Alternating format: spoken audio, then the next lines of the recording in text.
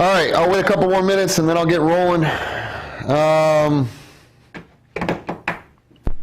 We're going to talk about money. Talk about finance. Let's talk about you and me. Okay, what do you guys know about that song? By the way, tell me what you want to know about money. We're going to talk about arrows. I got more arrows, hashtag more arrows on the screen, on the whiteboard. What am I saying? Okay, I'll tell you what that means here in a little bit. So we're going to talk about arrows. I'm going to talk about how to navigate through this economic turbulence. Saddening, man, to see what's happening to our industry. Just getting pummeled. Feel like we're down on the ground and they keep kicking us. And it is unfortunate, to say the least, man. By the way, if you're watching this and you're like, yeah, I'm not a flight crew though, Joe, that's okay. You probably make money of some sorts, right? Anybody really that deals with money, this live stream is for you. This is, I titled it Flight Crew Finance because we're a flight crew channel, we're an aviation channel, but frankly, what I'm going to talk to you about here today is going to apply to anybody. All right, so...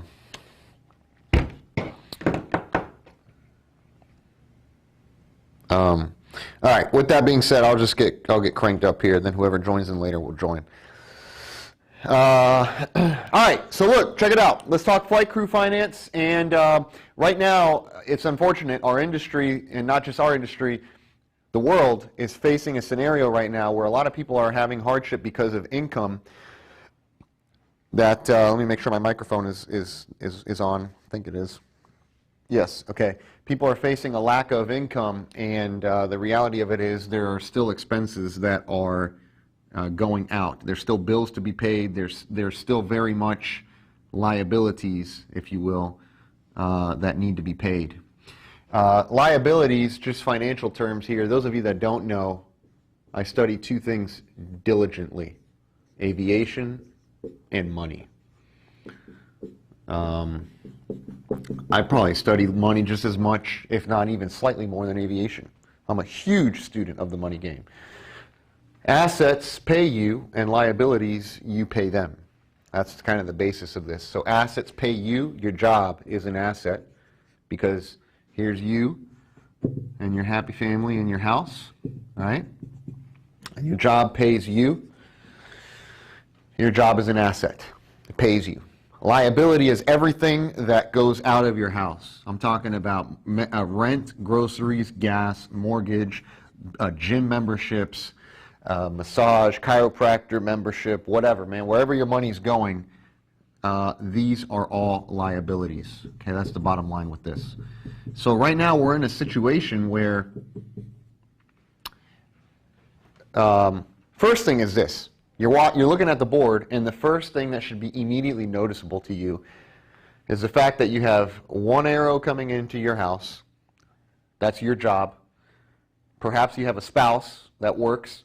That's maybe two, and maybe you have some side hustle and or some passive investments that you do that bring you some income in. But if you look to the other side, okay, this is your assets, this is income, this is accounts receivable in the business world. This is accounts payable, liabilities, money out, expenses. That's over here. And you should notice that you have only one, two, maybe three arrows here, followed by a ton of arrows of money going out. So what does hashtag more arrows mean? That means you need to get you some arrows coming into your house. You need multiple flows of income, multiple streams, okay? And there's ways to do this, some of which I'm going to cover with you here today on this very live stream, okay? So, but more arrows, man.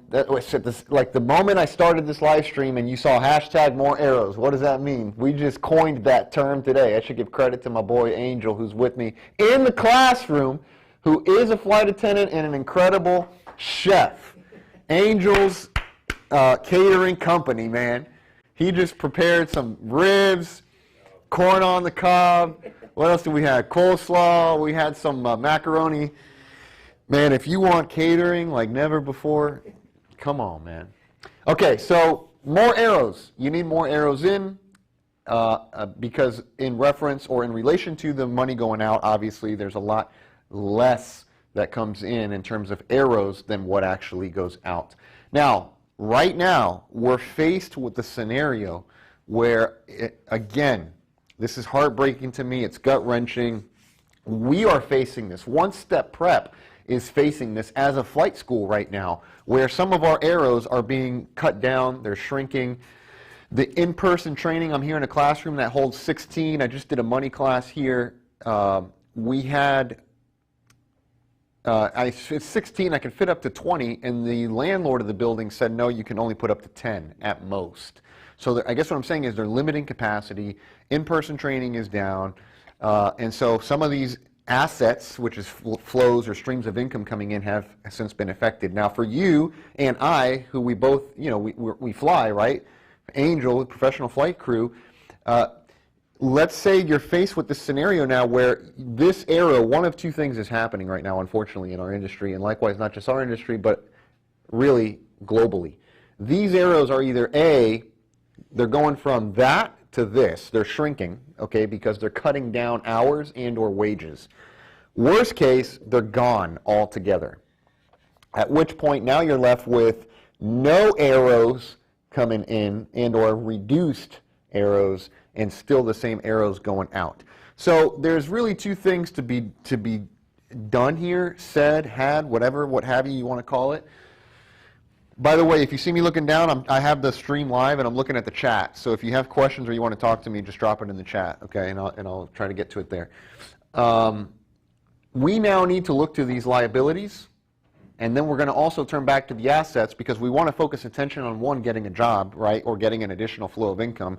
But then in addition to that, what we can do today is control our liabilities, our assets, and the money flowing out. So I would be looking, if I were you, and I do this on a monthly basis, by the way, on a monthly basis for both the business and my personal household. I have an Excel spreadsheet. Let me know if you want it. It's actually available at a different website from One Step Prep. It's Munoz Mission, where I have a finance and different programs there. I have there a Excel spreadsheet that calculates all of this. It auto-populates based on numbers that you put in, okay? So you're going to go through and you're going to look at this and you're going to say, okay, what are my liabilities? What are my outgoing dollars, expenses, right? And you're probably going to have either rent or a mortgage payment. Okay. Now I'm actually going to keep these two separate because one is a debt and one is just an expense, and there's a difference. So I'm just going to call it rent for now. We'll come back to mortgage in just a second. Maybe you have a gym membership here. Maybe you have a grocery bill over here. Okay. Maybe you have a student loan. Okay. You got a student loan. You have a car payment. Right. You got all this money flowing out. Hopefully you understand the point of this is that you got money flowing out. And on a financial statement, okay, there's typically 4 blocks. Cash flow analysis, financial statement, call it whatever you want.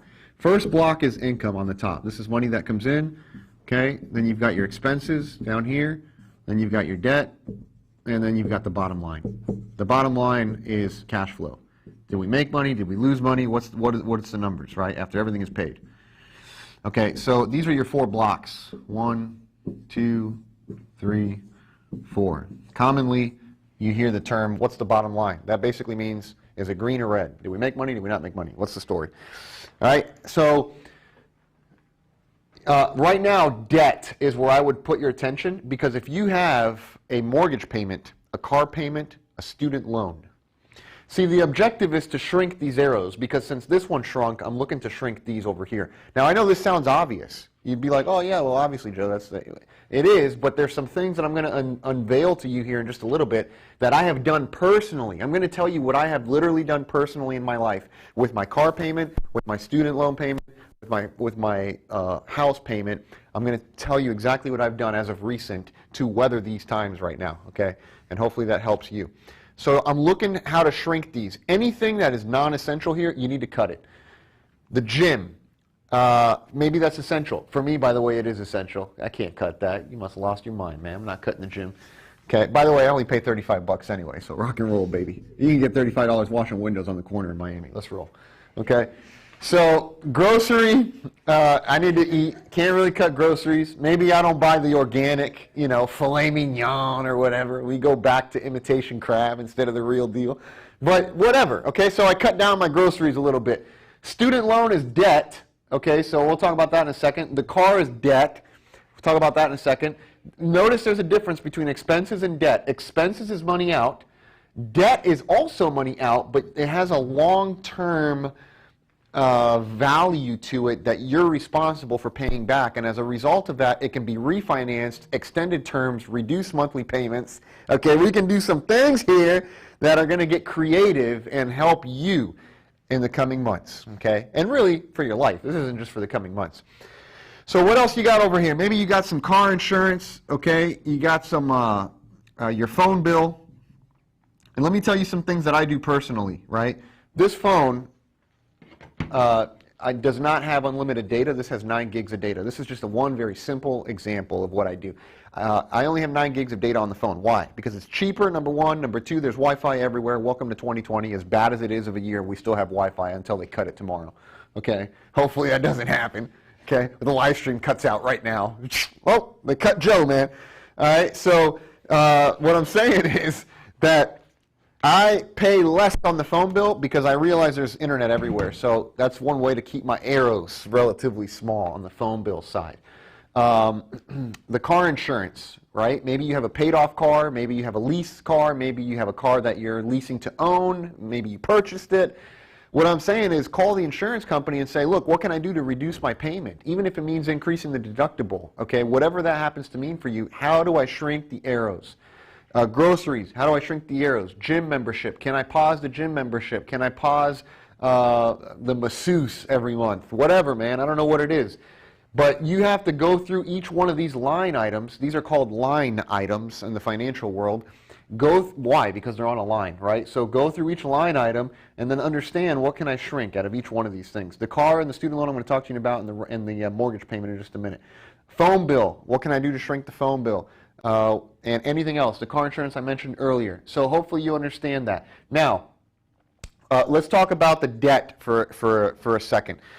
Some of you own cars, some of you have student loans, some of you own a house, townhome, investment properties, whatever, what have you, right? So I'm going to share with you some options that are available for you right now, and I'm also going to share some options that are available for you if you happen to own a business. Now, by own a business, I don't mean have this grand flourishing business that's all set up with an office and a website. No, I'm saying have a name that is incorporated, like, I don't know, Bob's Piloting Inc. What does Bob's Piloting Inc. do? Nothing. It's just a name. But if you incorporated it before February of this year, 2020, you could have money available to you in the form of a small business loan that is forgivable because of the Paycheck Protection Program that's available because of the Corona funds. So what I'm saying is, if you have an Inc. or an LLC, there's money on the table for you right now potentially that, make no mistake about it, we have applied for. I've been utilizing the programs that have become available to get access quickly to capital. Okay, so that is a way for you to do that, and I'll talk about that here in just a little bit. So now, let me back up to my situation, right? I'm going to get very, very, like I always do. Those of you that follow me on here, you know I'm extremely transparent. I share basically everything I do. I don't really hide a whole lot. I just tell you what I'm doing, and some may agree. Some of you watching this are going to agree with what I'm going to say, and some of you aren't. Okay, man, good. That's your deal then. I have a home that I own. It's actually a townhome. I have a car. I got 2 cars. One's paid, and I have a Camaro, which has a note on it. Okay, and then I also have a student loan. Okay, now this is all debt. So what we're talking about right now is debt, and there are some things you can do right now. You can use debt using other people's money. 1, to access capital quickly. 2, you can also restructure the debt to extend life of it and reduce monthly payments. So let me draw my arrows back over here. See, I can't believe I erased this. More arrows. Let me put it back over here. Because if you put your attention on arrows, man, you can really weather and navigate this storm without a hiccup. Okay? So here's all your arrows going out. Then you got your 1 arrow coming in from your job. Now, 3 of these arrows happens to be the townhome. okay, the car, and the student loan. Now, I'm going to throw out arbitrary numbers, entirely made up numbers. Let's say your mortgage payment is $1,500 a month. Okay. By the way, I told you I'm transparent. I'm going to tell you what I pay on my mortgage. $1,700 is what I was paying. I no longer pay that. I'm actually paying less now, and I'll share that with you here in a little bit. Car payment, my Camaro was costing me $390 a month. Student loan, I don't even know what I paid on that, $250 I think, a month. Okay, and your numbers are going to look similar, different, whatever, right? Doesn't matter. It's all numbers, okay? So this is money going out. Now, whatever money comes in here, okay, let's say you fly a 60-hour, 70-hour, 80-hour line, FO or captain, doesn't matter, and you are bringing in, I don't know, somewhere between $6,000 to $12,000. Call it $8,000. Okay, you're bringing in $8,000 a month, roughly. And all of a sudden, this either A, worst case, disappears, or B, they back off and they reduce your hours, you're flying less, or what have you. You need to always obviously be in a position where you're cash flow positive. Now, I always aim to have 40% of my income available for me. So let me just do some quick math for you. The mortgage payment is $1,700, the car payment is another $390, and the student loan is $250. That's $2,300 roughly, $2,340 plus XXX, right? Whatever additional, right? You have insurance, car insurance, health insurance, phone bill, medical bills, gym memberships, groceries, pet food, like I said earlier today, whatever. So let's say out of the $8,000 that comes in, the money that actually goes out is, let's say it's $6,000. So you're left with $2,000 of positive cash flow. Every month, I have a spreadsheet and I run numbers on this, not only for business, but for personal household, because your household is a business. Money comes in, money goes out. You have to treat it that way. And if you do that over long periods of time, you will be prepared to weather events like this. $2,000 of positive cash flow. What percent is 2,000 of 8? To do that, we're very simply going to take 2,000, divide it by 8,000, and then times it by 100 to give us a percentage. So we get, let's see, 2,000 divided by 8,000. It's, what am I doing? It's 25%, right? I can do that quickly. So times 100 is 25%.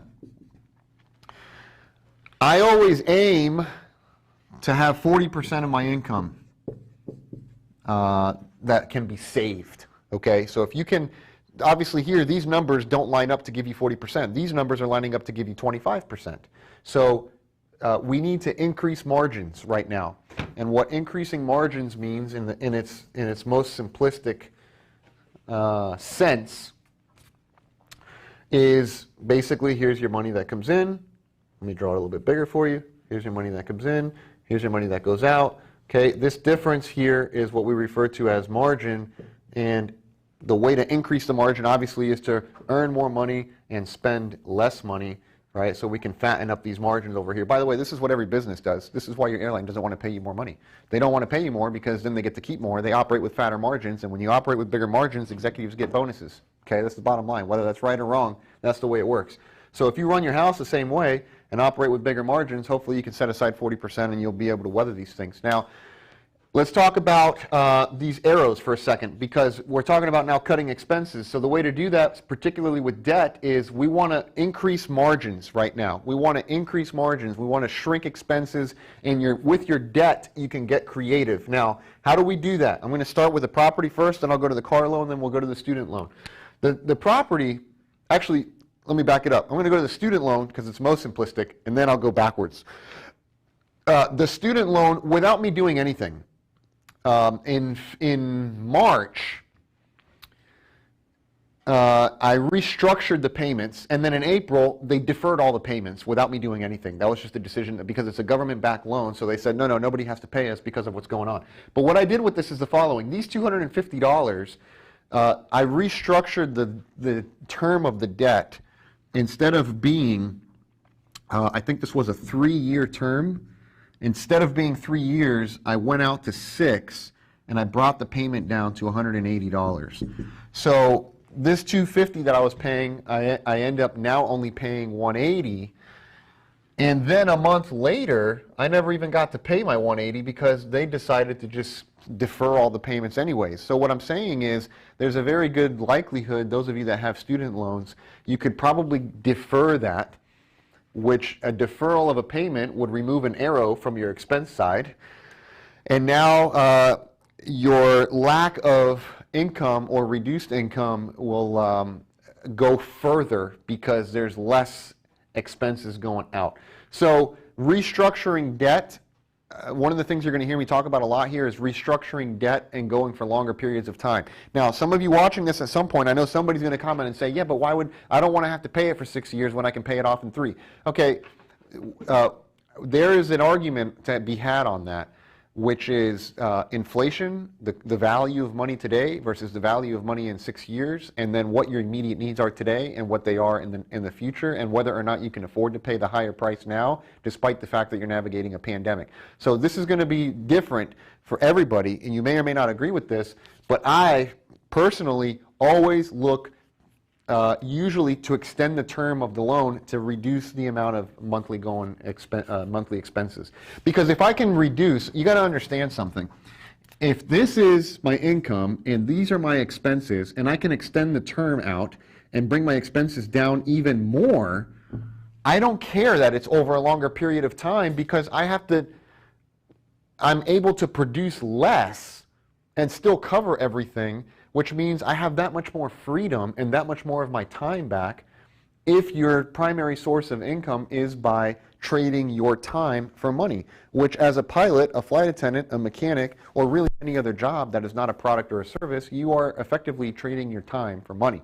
So the way to trade less of your time is to not need as much money, which means reduce your expenses, which means increase the term of the debt, so that I have less expenses, I don't have to work as hard, you live a more free life and a less stressful life, right? So that's the way I operate with this. So the student loan, I restructured it to 6 years. I brought my payment down $70, right? $70. Then they canceled the whole thing, so I don't even have to pay this right now. That's fine. I don't know when they're going to reinstate it. I have no idea. Okay, so now let's move up to hopefully that makes sense. By the way, if it doesn't, leave a message in comments, please. I got Jose Campos is still in here. That's good. I don't know how up to date this thing is, but drop a line there. And all right, brother. Yeah, man. Thank you for coming, man. And thank you for the food. Thanks for the food. Enjoy. Yeah, man. It was More fun. arrows, baby. More arrows, baby. That's the takeaway of the day. Okay. Yeah, bro. All right, man. All right, so the car, let's talk about the car real quick, okay? With the car,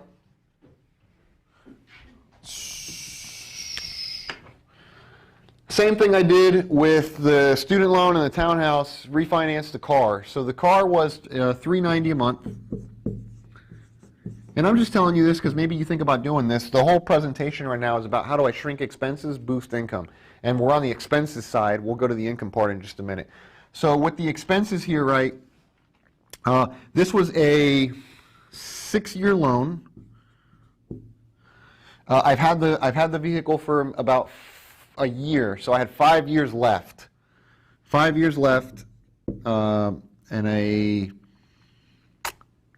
think it was close to a 6% interest rate with 5 years left. Okay, so what I did with this was a couple months back, I now had 5 years left. I refinanced the car back to 6 years. Oh my God, why did you do that? You just added another year back to you. Relax, man. Okay, the reason I did that, yes, I'm back to 6 years, but my interest went down to 4.1. I have a longer term, and my payment went down to $310. So now I have shrunken the arrows, okay? I'm back to $310. That means I'm saving a total of $80 a month that is being saved right now. That means that's $80 less per month that I need to cover these expenses over here, right? So everything is about shrinking this line right here, okay? And this is a means of doing it. And so that's the reason I did it, man. It's primarily to reduce cash flow, reduce not cash flow, but reduce expenses, which therefore would require less cash flow for you to cover it. So far, hopefully what you have gotten out of this is if you have any kind of debt, you could, if there is an option, you can temporarily defer.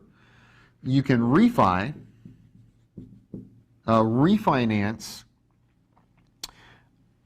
with a longer term. Okay, refinancing with a longer term will give you a lesser payment. Lesser payment means less income required, and why would you be doing this? Because there is less income right now because of what we're navigating through, unfortunately. Okay, so that's the car. Now the townhouse. This is the really interesting one. Is the properties. Okay, those of you that own some properties, your home. Let's say you have a house. Right here's your house, and I'm going to give you the exact example of this property, right? This property, I bought it 5 years ago in 2015. It's 5 years old from when I bought it, okay? 5-year property. In the 5 years, by the way, the down payment on this home was $25,000. So I put $25,000 down. I've owned it for 5 years. Over the course of the 5 years, it has appreciated. That means it's gone up in value. $100,000. Okay, it's gone up $100,000 in value. So, in other words, I have equity in the house. Okay, and those of you that own homes right now, you probably have some equity in the home if you've owned it for any period of time, a few years at least. You probably have some equity in the house. Now, right now, home mortgages, interest rates are on the floor. They're extremely low. So I refinanced this property with a 2.75% interest rate. Okay, 2.75% interest rate. My original loan was 4.1, 30 years. My new loan, so when you think about this, 30 years I've been in it 5, right? That means I only have 25 years left. 25 years left to pay this property off. Now, I did something that a lot of you are going to say, oh my God, why did you do that, right? I took the 25-year term, I refinanced it, I went back to 30 years again. This is going to be gut-wrenching for some people watching this. Why would you do that? Okay, well, the reason I went back to 30 years, here's why. 30 years at 2.75% dropped my payment from $1,700 down to $1,400 a month. So I'm now saving $300 on the property per month. Plus, I'm saving $80 on my car. So I just saved myself $380. That's $380 less that I need of income. In addition to that, I have equity in the house.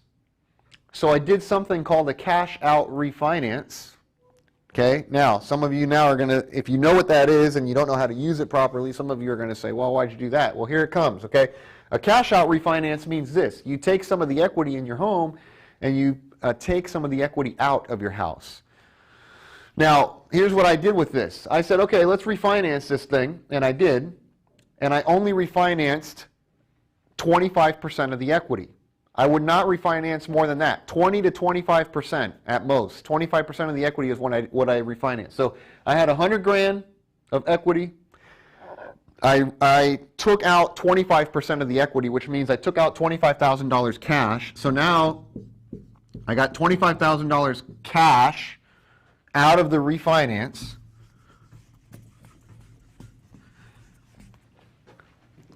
So let me give you the good news and the bad news. Okay?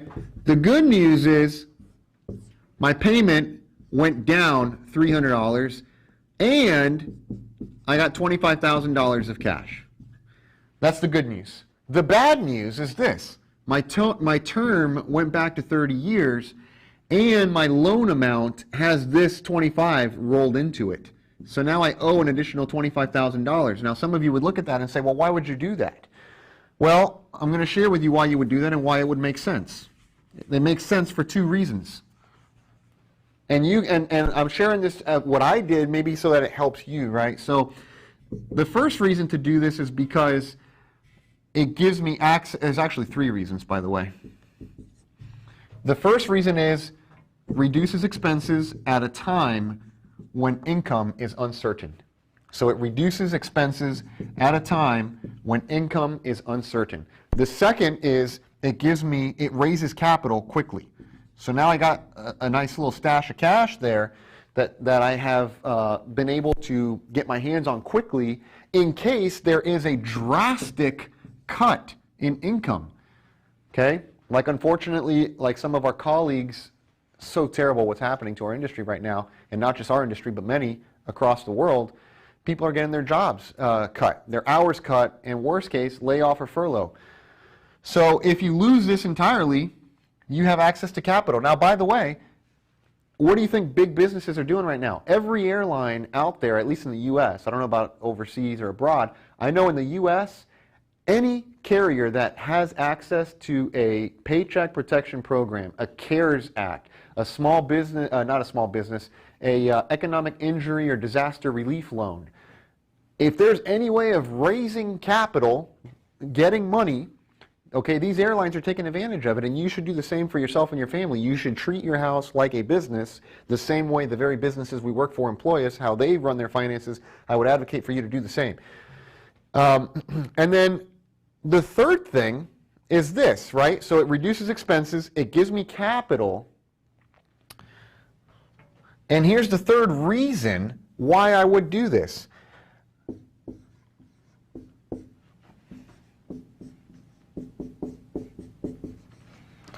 I'm not staying in that house for 30 years.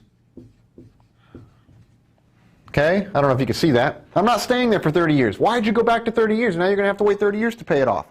No, I'm not. I'm not staying in that house for 30 years. Shoot, I'm probably not going to stay there for 5 years. So when the next buyer comes, they're going to pay the rest of the loan off anyways. You understand? Whether you owe $300,000 on a home, $350,000 on a home, or $400,000 on a home. If you owe $300,000, but it's really worth $400,000, so you pull out $325,000, so now you have $325,000 worth of debt on the house, but it's really worth $400,000, so when you go to sell it, somebody's going to buy it for $400,000. You will not be stuck paying this for 30 years. The next buyer will cover that for you. That's the first thing. The second thing is this. I don't have any intention of selling the home. I'm actually going to use it as a rental property, right? So now what's going to happen is this. It gets even better. It gets even better. I'm not going to be there for 30 years, and I'm also not going to pay the note, because when I move out and I rent the place, somebody else will pay it, and if they're paying it for 30 years, that's fine. And because the mortgage payment is $1,400, if I rent it for $2,200, which is the going rate, okay, then I am going to pocket $800 of cash flow out of the house.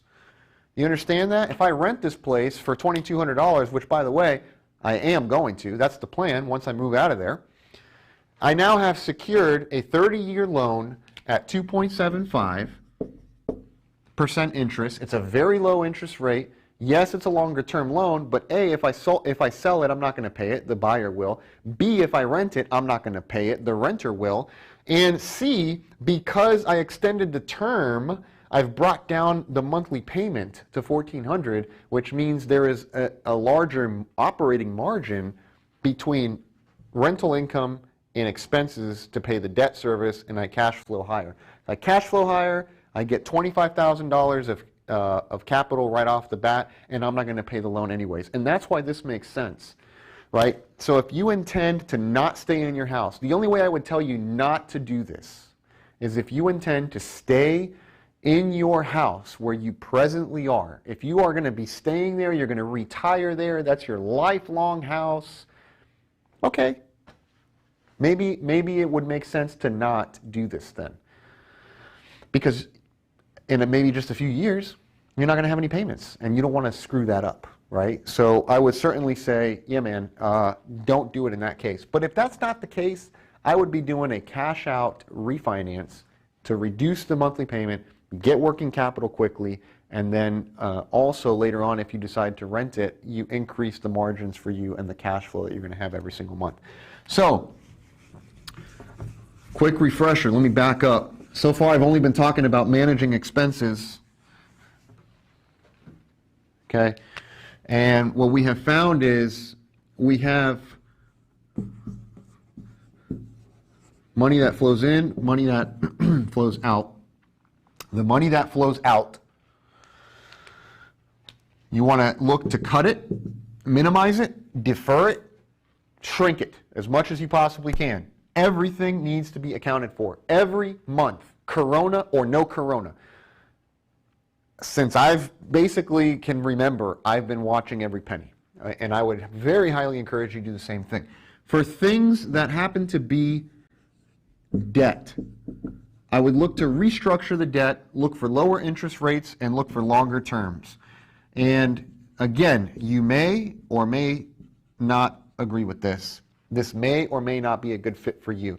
But typically for me, I'm looking for longer terms, reduced monthly expenses so that I can operate with lesser margins comfortably. I can shrink my income comfortably, not because I'm intentionally shrinking it, but because of the pandemic that we're navigating through. And unfortunately, this is what's happening. And if you can sustain yourself, at least for this period of time, then that would be a good way for you to do that. Okay. Now, one final thing, the Incs and the LLCs, there's a lot of small business loans that are available to you right now. If you do have a corporation or you have a limited liability company or something like this, you could get something called a SBA loan. It's basically a small business loan, government-backed, funded by a bank. And these loans are, depending on what kind of loan you get, you can get access to capital quickly from anywhere between $10,000 all the way up to $100,000. Typically, it's a relatively low interest rate, especially right now, over usually a 10 to 25-year term, relatively low payments, and you can be using this money for everything. Working capital, maybe you need the money because your expenses are so high and you have a pending or have already lost your job and you need capital. Use your business to access some working capital. Okay, some other reasons maybe that you would be doing this. Maybe you have some very high interest rate items, like you have a car. First, I would look to just refinance the car, okay? Maybe you have some credit card debt, okay?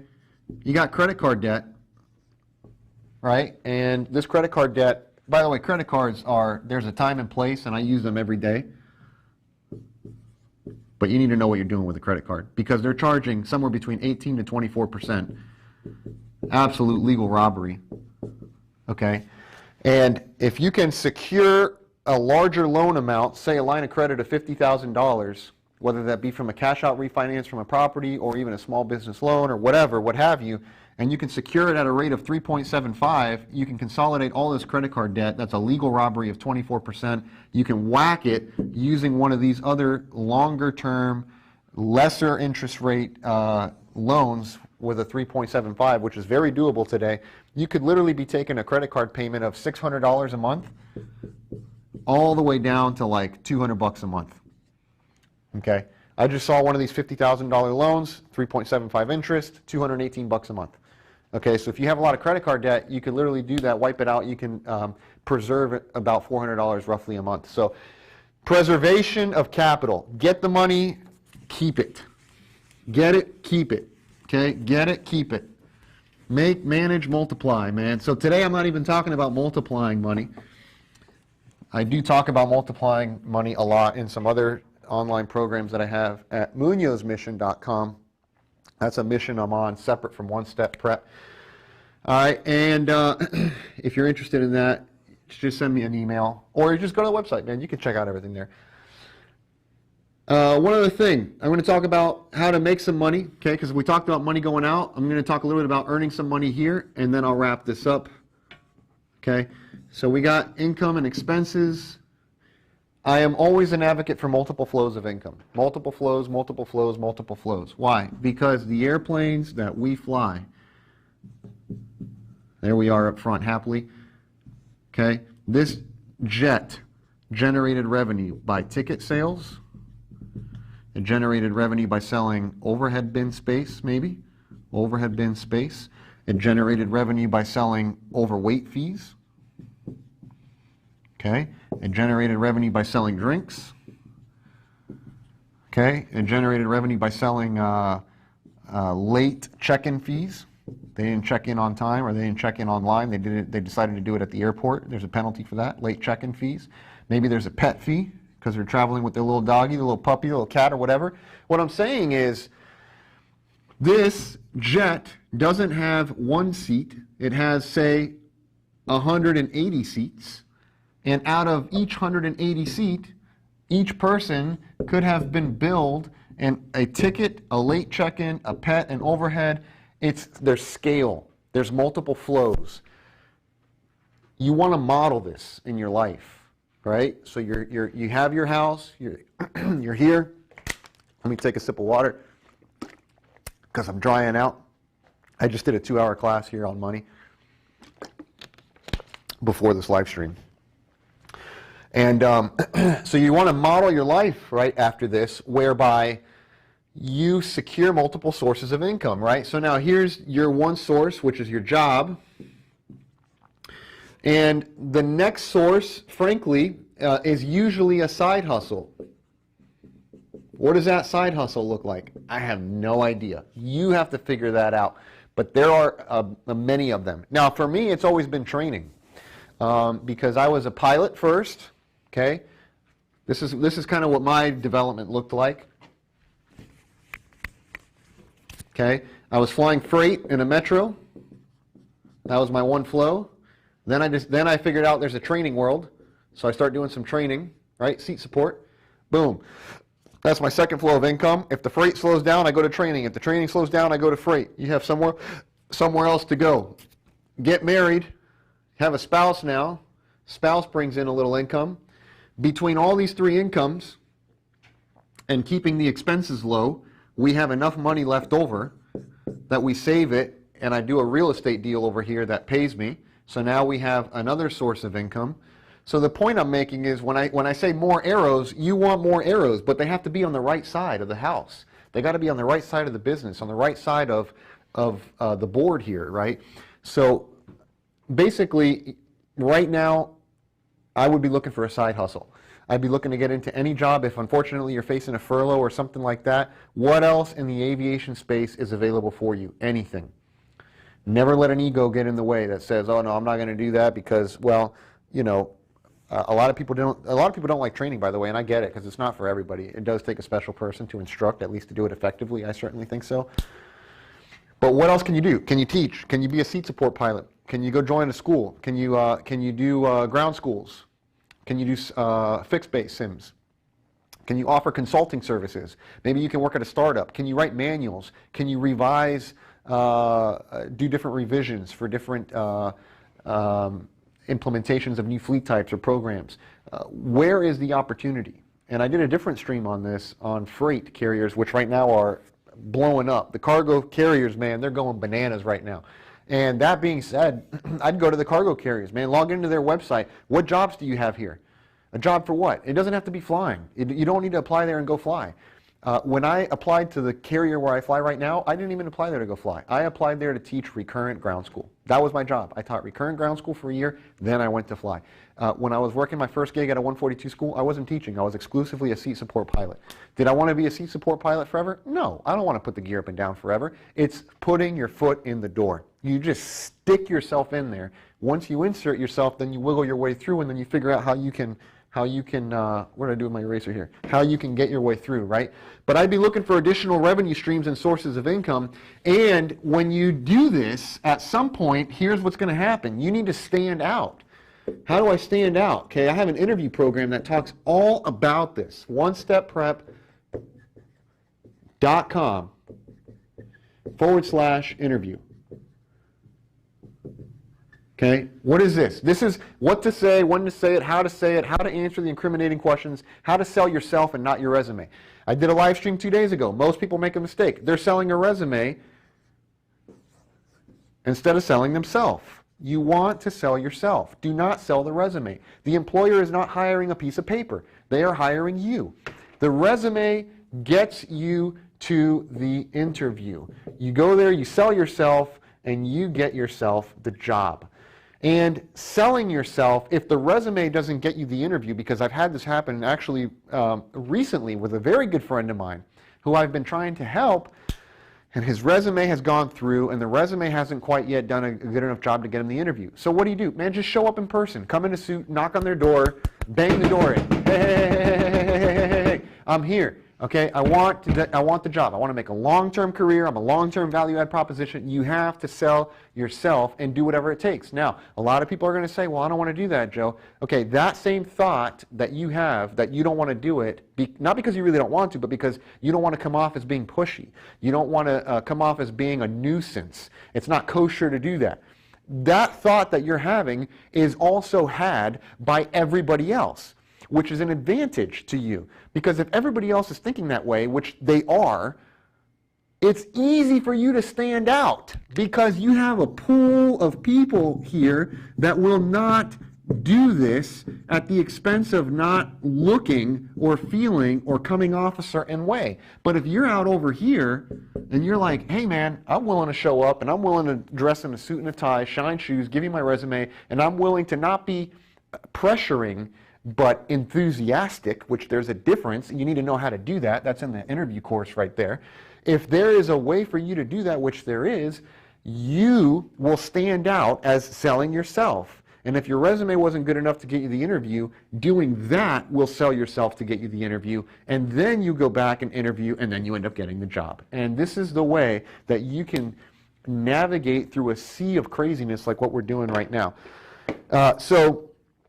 12:24, I got actually a call here soon that I'm going to have to wrap this up for, and then I'm going to hop on this call. But hopefully this makes sense, man. Hopefully you understand now how you can refinance, you can extend terms of debt, you can reduce expenses, you can boost income with side hustles. Doesn't even have to be aviation related, folks. You can do anything. Anything. Doesn't mean you're going to do it forever either. You're talking about sustainability. Right? And so, you know, that's kind of the objective with this thing, is sustaining through this pandemic and then getting on the other side of it. And it's saddening, it's unfortunate. I read the articles daily. I look at this many 2,500 warning notices going out, you know, at some of our largest carriers here in the U.S. Flight attendants being largely affected. It's not good, man. It's a saddening thing, and it's amazing to me how from one day to the next, poof, things can shift so quickly, and it's a big lesson to all of us to always be prepared for anything like this. And part of doing that is always keeping an eye on finances. By the way, if I can help you, you want me to look at your financial situation specifically, I'll tell you what I would do. Doesn't mean it's the right thing to do, but I can offer my 2 cents and help you out as best I can to say what I would maybe do in your situation. All right, so hope this helps. As always, we're available to help you out. You know, I figured let me do this Flight Crew Finance live stream to not only talk about training all the time, but also now talk about finances, because unfortunately, with what we're going through, it's important for people to know exactly how to manage their money, right? So if I can help you, reach out, and we'll always be here for you, ready to add value to you and deliver. All right? I'll see you in the next video.